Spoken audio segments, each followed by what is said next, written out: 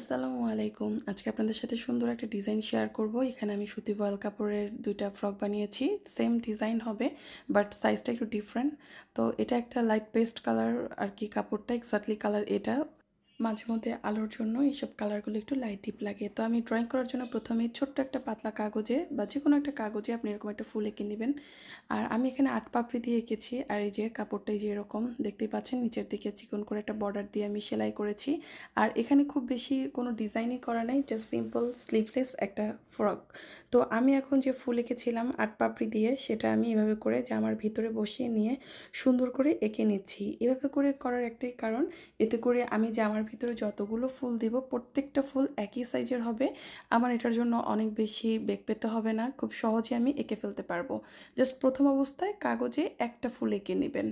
তো আশা করি এভাবে করে করলে আপনাদের জন্য খুবই সুবিধা হবে। আর যারা একেবারে আঁকতে পারেন না বা কাপড়ের উপরে ড্রয়িং করতে ভয় পান তাদের জন্য এটা খুবই একটা হেল্পফুল টেকনিক। সুতরাং আপনারা এই টেকনিকটা অবলম্বন করে কিন্তু যে কোনো ডিজাইনই করতে পারবেন। শুধু প্রথম অবস্থায় কাগজে এঁকে নেবেন। কাগজে আঁকার জন্য প্রথমে পেন্সিল দিয়ে, তারপরে আপনারা জেল পেন বা সাইন পেন দিয়ে এঁকে নিলে বাইরের দিক দিয়ে দেখতে বোঝা যাবে।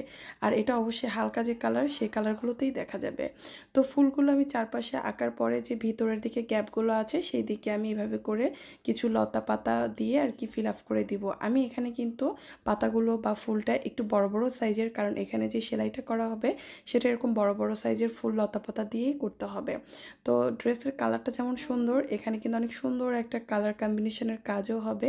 পুরো কাজ দেখতে হলে বা কিভাবে কি করি সব কিছু দেখার জন্য অবশ্যই আমার পেজ বা চ্যানেলটির সাথে থাকবেন।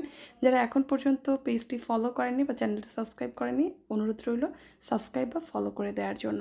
তো আমি কিন্তু আস্তে আস্তে করে সম্পূর্ণ ফুলের আশপাশে যতটুকুন জায়গা বাকি ছিল সব জায়গাতে ফুল বা লতা পাতা এঁকে নিচ্ছি। আপনারাও ওইভাবে করে নেবেন, এতে করে কোনো বাধ্যবাধকতা থাকবে না যে কোথায় কোন ডিজাইন দিতে হবে, ছোট হলো না বড় হলো এরকম কোনো বিষয় থাকবে না।